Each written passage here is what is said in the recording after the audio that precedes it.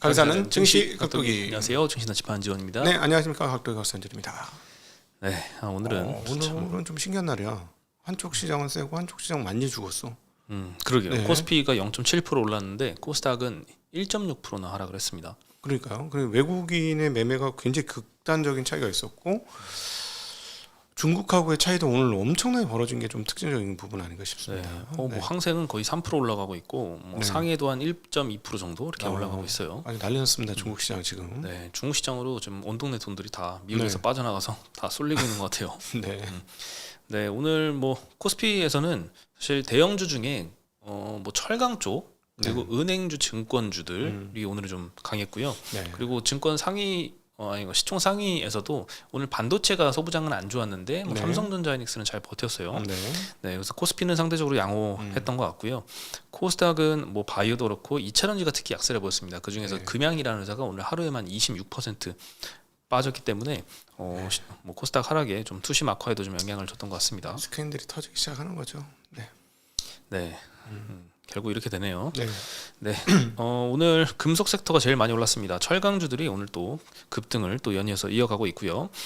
증권 sek터, 미래에셋증권은 오늘 7.5%나 올랐어요. 키움증권 5% 올랐고 다올은 4%, 삼성증권 3%, 유한타 2% 오늘 증권주들이 모처럼 강했습니다. 그동안 좀 많이 빠지기도 했었는데 이 중에서 굉장히 고배당 주는 회사들도 있는데 금융주 중에서 밸류 매력이 높죠.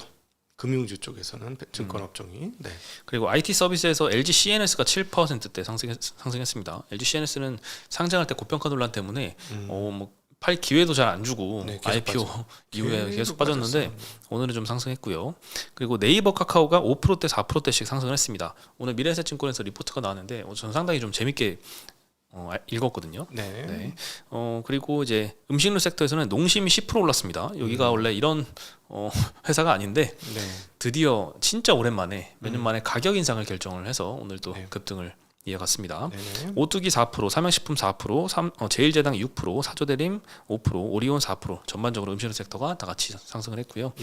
제일 많이 빠진 건 의료정밀에서 DI가 6%대 그리고 기계정비 섹터에서 한미반도체가 4%대 빠졌습니다. 오늘 반도체에서 특히 소부장 쪽이 좋지 않았습니다. 네, 먼저 농심 말씀드리면 17일부터 제품 가격 인상할 예정입니다. 뭐 신라면 50원 올리고요. 신라면은 그래서 950원에서 1,000원이 됩니다.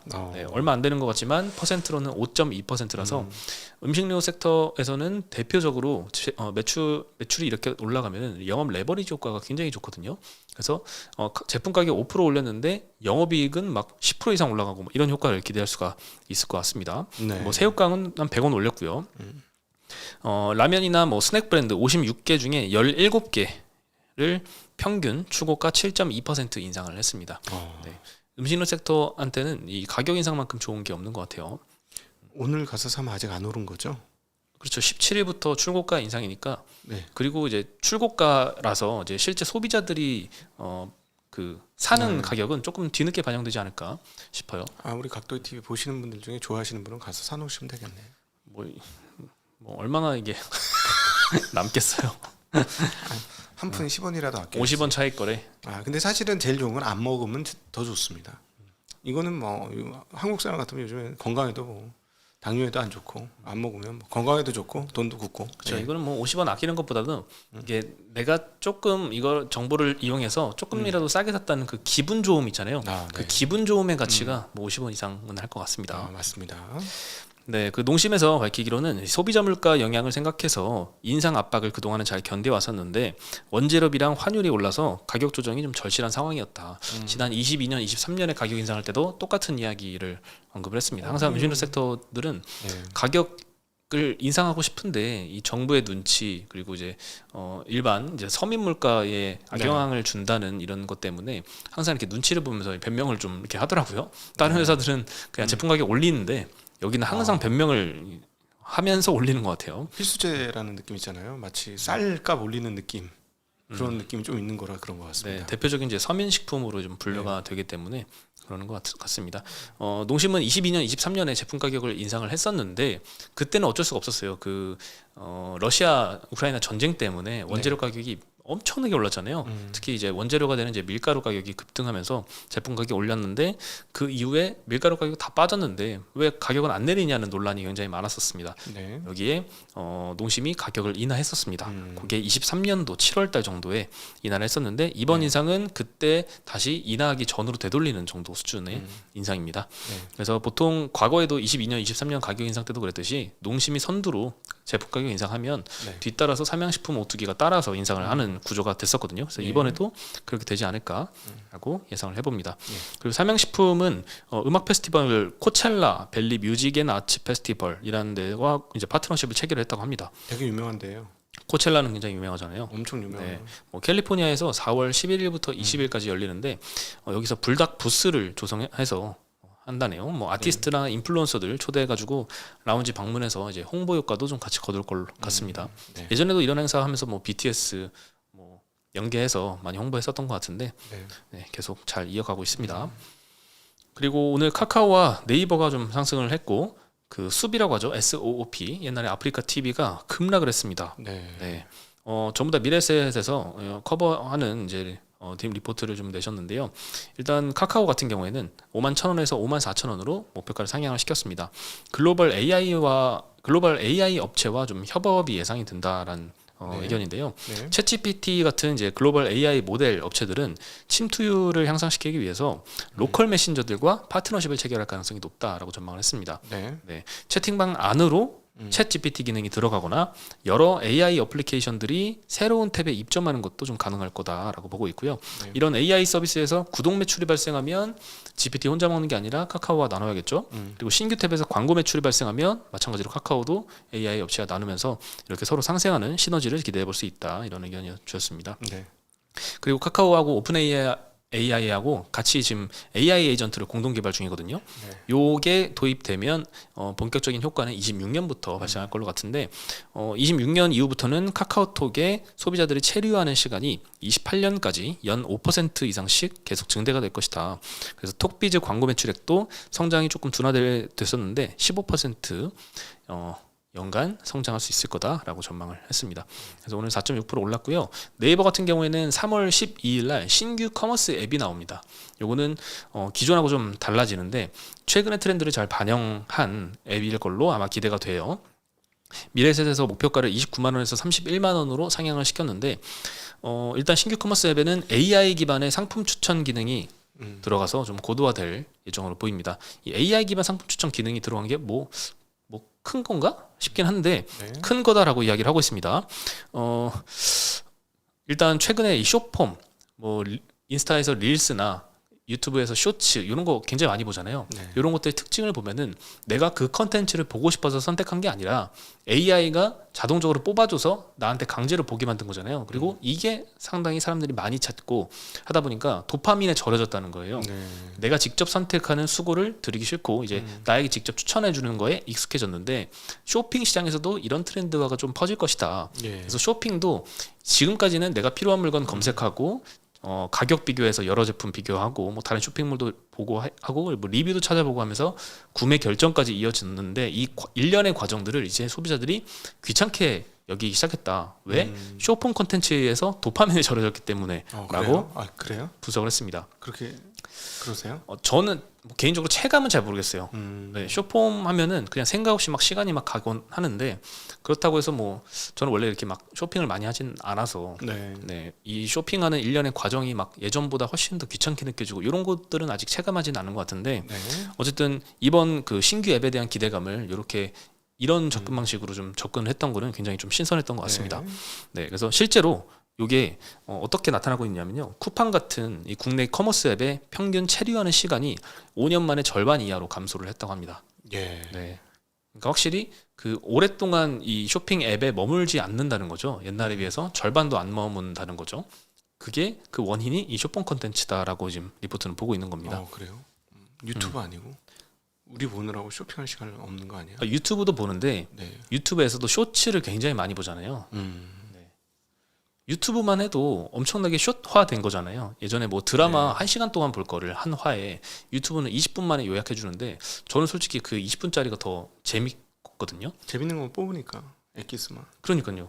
그리고 시간도 좀 절약해 주고 재밌는 부분만 뽑으니까 지루한 틈이 없고 그냥 계속 재밌잖아요. 네. 근데 그거를 더 압축시킨 게 쇼츠. 네. 뭐 한 15초, 30초 요 정도로 다 줄여주니까 얼마나 재밌는 부분만 담고 축약하고 담아서 만들겠어요, 콘텐츠 네. 제작자들이. 네, 그래서 여기에 도파민이 많이 절여졌다라고 언급을 하고 있습니다. 야, 근데 얼마나 쇼핑이 힘들면 쇼핑을 그렇게 쇼핑하는 재미 아닌가? 쇼핑하는 재미? 여성분들하고 저기 백화점 가보셨어요? 저기 마트나 이런데 네. 미칠 것 같지 않아요? 그렇죠. 여성분들은 너무 신나하잖아요. 그거를 숏으로 하면 재밌을까? 여성분들이 쇼핑을 남자들은 옆에서 진짜 미칠 것 같아. 막 숏으로 해줬으면 좋겠어. 그런데 가면. 네. 그런 시각도 있을 수 있겠네요. 네. 그게 좀 신기해서 하는 말입니다. 아직 우리가 겪어보지 않은 거잖아요. 그러니까 나 신기해서 그래.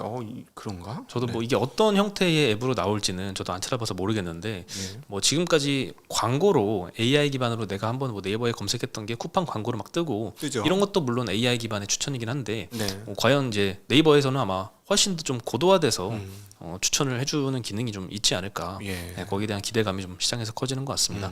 그리고 네이버도 저는 PR이 이렇게 낮아진지 몰랐어요. 19배입니다. 25년 기준으로. 네이버면 항상 예전에 40배에서 막 60배 요 사이로 막 엄청 높게 거래됐고 싸진 적이 별로 없었던 것 같은데 1900대까지 네. 떨어진 거는 뭐 작년에 거의 처음 본 것 같아요. 네, 작년에 아주 카카오가 더불어 같이 떨어지면서 동급으로 취급을 받으면 많이 떨어졌죠. 참고로 카카오는 25년 기준 45배입니다. 네, 거기 예. 비쌉니다. 네. 엄청 그리고 비쌉니다, 거긴. 회사가 분할 많이 돼 있어요. 네이버는 분할이 안 돼 있죠. 그 큰 차이입니다. 네. 또 분할하니까 또 이따가 또 대어가 하나 있습니다. 네. 일단 그 미래에셋에서 이 카카오 네이버에 연계해서 뭐 게임주도 추천을 했는데요. 반대로 매도 의견을 낸 게 SOP 수비입니다. 네. 네이버의 투자 아이디어가 이 숏폼 컨텐츠의 도파민 중독이잖아요. 네. 그럼 여기서 피해를 보는 트렌드에 부합하지 않는 사업 모델이 바로 이 숲의 라이브 스트리밍이다라고 지적을 예. 하고 있어요. 네, 숏폼이 당연히 대두되면서 라이브 스트리밍 시장은 좀 죽을 것이다라고 네. 언급을 하고 있는데요. 여기서 가장 중요한 지표가 이용자 수 그리고 평균 체류 시간인데 이 두 개 다 모두 하락세가 관찰된다고 합니다. 예. 그리고 월간 순 방문자 수 마찬가지로 앞으로 좀 떨어질 거다라고 보고 있습니다. 그래서 투자 의견은 매도로 하향하고 목표가를 14만 원에서 8만 2천 원으로 엄청나게 내렸습니다. 그래서 크게 오늘 떨어뜨렸네요. 네, 수비 10% 주가가 하락해서 끝났습니다. 네. 그 연초에 잠깐 그 한갱이라는 뭐 유튜버가 그 해외 진출을 했다고 해서 주가가 막 수비 급등했거든요. 근데 이제 그게 도로 다 빠졌더라고요. 네. 네. 아니 저기 뭐 크리에이터 한 명이 해외 진출한 것 때문에 주가 그렇게 올랐다고? 그러니까 그 현상을 보고 이게 시청률이 터지네 하고 그러면 이제 마구잡이로 진출을 하면 훨씬 더 수배 네. 네, 향후 이익이 높아지겠다 이런 기대감이 형성이 됐었는데 네. 네 그렇습니다. 예, 투심이 그냥 변화하는 것 같아요. 우리도 이거 영어로 옆에서 쫙 바꿔주면 통할 것 같은데 미국에서. 한국 사람도 관심 없는 국장이 미국 사람들이 관심을 가질까요? 아니 지금 뭐 항상 돌고 도는 건데 뭐 세상은. 네. 그렇죠. 이 상당히 근데 난이도가 높은 시장이라서 네. 쉽지 않을 것 같긴 합니다. 네. 그리고 서울신문에서 단독 보도가 나왔는데 미국 정부에서 알루미늄 연선은 이제 전선의 원재료입니다. 네, 연선과 케이블에 86%에 달하는 반덤핑 상계 관세가 좀 부과된 걸로 결정이 됐는데 이게 기업들이 좀 무대응했기 때문이다라고 원인 분석 기사가 나왔습니다. 네. 23년도 10월 달에 23년 10월이면 꽤 됐죠.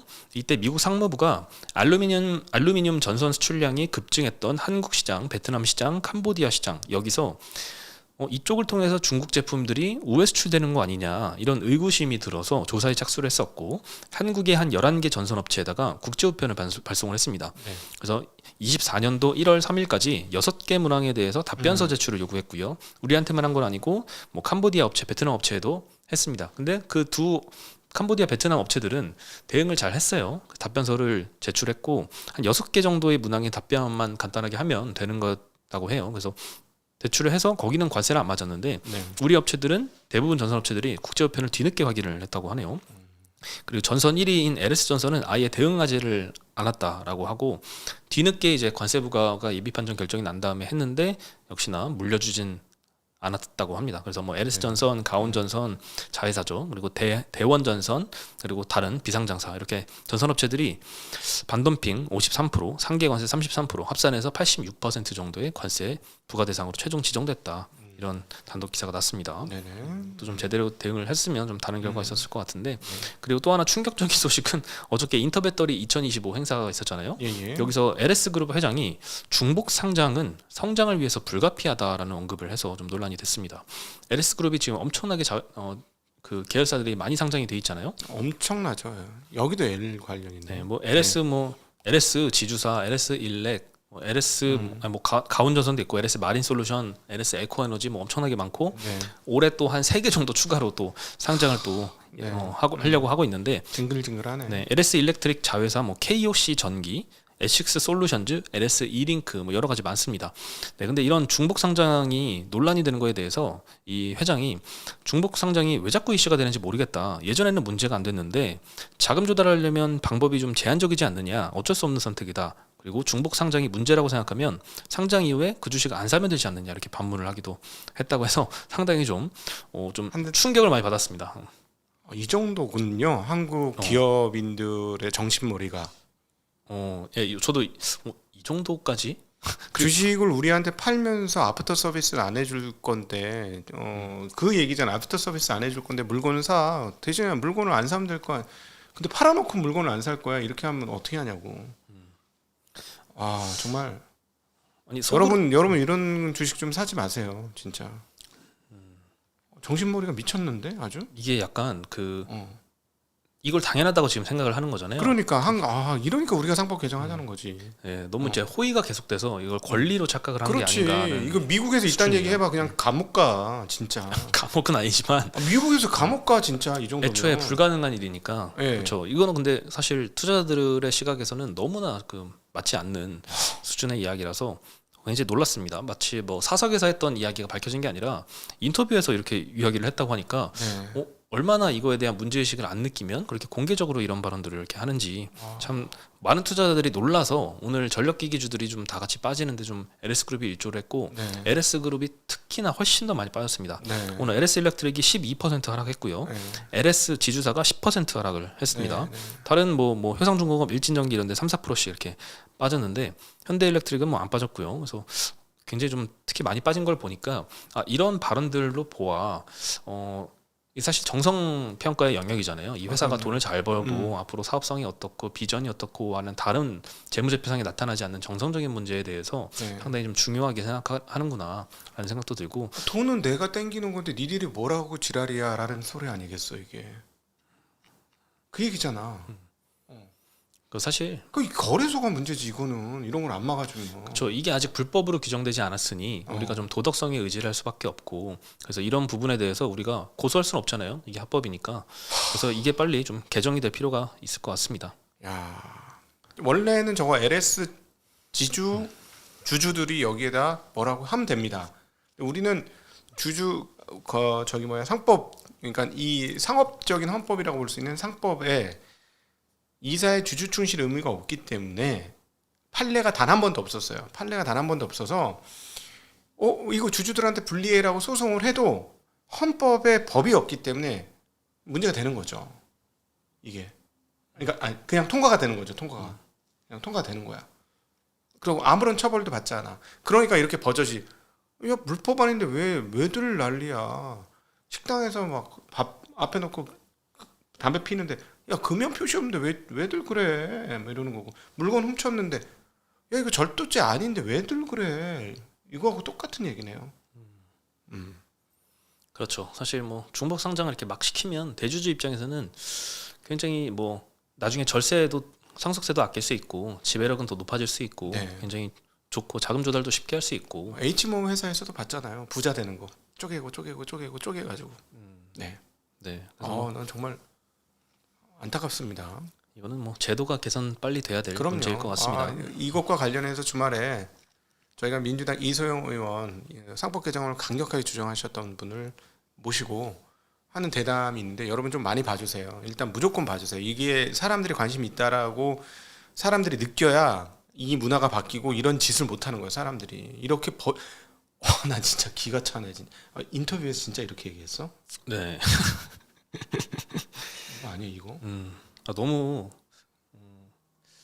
네, 그렇습니다. 하여튼 와. 투자자들의 시각과는 굉장히 좀 괴리감이 있는 언급이어서 주가가 그렇게 반영을 한 것 같아요. 그리고 저기 국민의힘에 계신 분들 중에서도 상법이 왜 바뀌면 안 되는지 또는 바뀌어도 괜찮은지 개인 의견도 좋고 오시면 제가 후원 계좌 다 보여드릴게요. 우리 구독자분들한테 보여드릴 테니까 저희한테 좀 연락을 좀 주십시오. 연락을 주셔서 꼭 좀 와서 거기에 대한 협의를 좀 하고 주장을 우리가 듣고 싶습니다. 왜 그렇게 되는지, 왜 그것이 한국 자본주의 발전과 기업 발전에 어려움을 겪게 하는 것인지 좀 반대를 하고 계시니까 그것들을 반대 의견 저희가 듣겠습니다. 그거 좀 와서 얘기해 주시면 감사하겠습니다. 네. 네. 그리고 월스트리트저널에서 보도가 나왔는데요. 머크와 할로자임의 키트루다 SC 제형 관련 특허 다툼이 시작됐다라는 보도가 났는데 네. 조금 뒤늦은 보도예요. 작년 말에 이미 네. 시작이 됐었거든요. 이미 나왔던 얘기죠. 네, 이미 나왔던 얘기가 또 한 번 거론이 되면서 다시 특허 노이즈가 불거져서 조금 투심이 악화된 게 아닌가. 그래서 오늘 알테오젠이 거의 5.7% 정도 하락을 했습니다. 일단 알테오젠이 개발한 효소를 기반으로 한 이 머크의 주사제, 이게 이제 매출 절반을 차지하는 키트루다 IV 그 정맥 주사 제형을 대체하려고 하죠. 그게 28년도에 특허 절벽에 앞두고 있기 때문에 그 대응책으로 지금 알테오젠과 협업을 하고 있는 건데 네. 머크가 작년에 할로자임의 특허가 지나치게 광범위하다라고 지적하면서 특허 무효 심판을 청구를 했습니다. 그리고 수요일 IR 행사에서 할로자임이 특허 소송 문제에 대해서 논의할 예정이라고 하니까 이것도 좀 봐야 될 것 같고요. 근데 기사 내용 중에 머크가 할로자임과 새로운 라이센스 계약을 해야 할 것으로 보인다라는 문장이 있는데 엄민용 연구원 코멘트에 따르면 이 문장이 아마 문제가 된 게 아닌가라고 생각이 듭니다. 해당 내용은 근데 엄민용 연구원은 과거 골드만삭스 보고서 내용을 인용한 거라고 하고 이거는 틀린 내용이라는 게 확인이 됐다라고 네. 코멘트 해줬습니다. 작년 말에 이제 골드만삭스 리포트가 처음 이 특허 관련된 이슈가 좀 시발점이 됐었죠. 골드만삭스는 작년에 이제 할로자임의 특허를 알테오젠이 침해한 것처럼 작성을 했지만 실제로는 알테오젠이 아니라 할로자임이 침해한 것으로 확인이 됐다. 그리고 11월 달에 다이치 산교의 ADC 에로 계약, 이것도 이제 알테오젠과 빅딜 계약이 나왔는데 이게 바로 알테오젠의 특허가 문제없음을 증명해 준 거다. 반면에 할로자임은 몇 년째 빅파마와 계약이 없는 상황이다라고 언급을 했습니다. 작년 11월도 근데 똑같아요. 특허 이슈가 나왔고 모두가 괜찮아, 괜찮은 이슈야, 문제 없어, 잘못 알려진 거야라고 했는데도 주가가 보름 내내 흘러내렸거든요. 네. 그래서 이번에도 그래도 이 특허 노이즈 일단 피하고 보자라는 이 수급은 어쩔 수가 없는 것 같습니다. 워낙에 그동안 좀 많이 올랐고 그리고 최근에 알테오젠도 이제 빠진 게 없기 때문에 이런 노이즈에 한 5% 정도 이렇게 빠질 수 있을 것 같습니다. 네. 네. 그리고 LG이노텍이 오늘 급등했습니다. 애플이 첫 폴더블 폰을 이제 만드는데 이제 거맹치가 애널이 좀 예측을 몇 가지 했어요. 이게 대한 기대감 때문에 좀 상승한 것 같기도 하고요. 1분기 영업이익 추정치도 대신증권에서 굉장히 서프라이즈가 나올 거다라고 전망을 한 것도 영향을 미친 것 같습니다. 네. 일단 앱 간의 연계 사용되는 거, 그게 미래 AI 디바이스의 핵심 트렌드가 될 텐데 그러려면 화면이 커야 된다라는 거죠. 예를 들어 챗봇하고 여행 일정을 짤 때 그때는 지도 앱을 좀 동시에 화면에 좀 볼 필요가 있다라고 하고요. 그리고 폴더블 아이폰의 예상 가격은 2,000불에서 2,500불 예상이 되는데 품질만 높다면 높은 가격에도 교체 수요는 충분할 거다라고 전망을 했습니다. 네. 형태는 갤럭시 플립처럼 위아래로가 아니라 폴드처럼 네. 좌우로 접는 방식으로 나올 걸로 예상을 하고 있고요. 올해 2분기에 최종 사양 확정한 이후에 26년 말에 양산을 시작할 것이다라고 전망을 하고 있습니다. 네. 아직 멀긴 했네요. 그리고 대신증권은 현재 1분기 영업이익 컨센이 950억인데 1,300억 넘게 나올 거다. 1,300억 넘게 나올 거다라고 언급을 하고 있습니다. 물론 1,300억 나와도 전년 동기에 1,700억 넘게 했기 때문에 이것 대비해서는 감소한 수치지만 지금 추정치가 굉장히 낮기 때문에 이것 대비해서 한 40% 상회하는 수치이긴 합니다. 네. 상향을 왜 이렇게 했냐? 일단 아이폰의 ASP 이 단가 상승과 믹스 효과로 인한 OPM 상승. 믹스 효과라는 것은 비싼 제품이 더 많이 팔렸기 때문에 네. 영업이익률이 좋아진다라는 거죠. LG노텍이 이 고부가 카메라를 중심으로 집중을 하거든요. 특히 아이폰의 프로맥스 이 모델에 집중을 하는데 아이폰 16 같은 경우에는 이 고사양 모델이 판매 비중이 65%라고 합니다. 네. 네, 그래서 목표가를 25만 원에서 26만 원으로 상향을 시켰고요. 오늘 굉장히 이슈가 너무 많네요. 네, 금양은 일단 관리 종목에 지정이 돼서 어제 하루 거래 정지가 됐고 오늘 네. 거래가 재개됐는데 26%나 급락을 했습니다. 예. 두 가지 때문인데요. 작년 9월 달에 4,500억 규모로 주주 배정 유상증자 공시를 했지만 올해 1월 달에 철회를 했습니다. 네. 그래서 불성실 공시법인 지정이 돼서 벌점 맞았고요. 그리고 작년도에 이 몽골 광산의 실적 추정치를 부풀렸다라고 해서 또 벌점을 맞아서 합산해서 15점이 넘었기 때문에 관리 종목에 지정이 됐습니다. 네. 그래서 관리 종목 지정돼서 코스피 200에서 편출이 돼서 자동적으로 인덱스 펀드에서 매도가 나올 수밖에 없는 상황도 오늘 매도세에 영향을 줬던 것 같습니다. 네. 시총이 1조 원을 하회해서 지금 8,400억 됐습니다.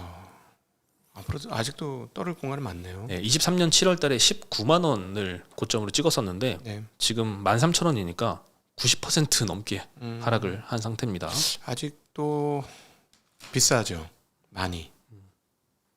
그냥 냉정한 얘기입니다. 아직 뭐 재무제표, 과거 재무제표, 현재까지 재무제표만 보면 아직 발포제 회사고 그럼요. 다른 모습들을 아예 못 보여주고 있는데 네. 시총은 그 이상을 기대를 하는 게 여전히 반영이 되어 있고 그렇죠. 그 이상을 이제 보여주면 주가가 반등을 하겠지만 못 보여준다면 더 떨어질 네. 놈이 남아 있다라고 볼 수 있을 것 같습니다. 현금이 타 들어가고 있는 거죠 지금. 딴 데서 번 돈 다 타 들어가고 없는 거예요. 적자가 난다는 건. 네. 네, 오늘 소식은 여기까지입니다. 예. 네, 저희 내일 다시 인사드리겠습니다. 네. 안녕.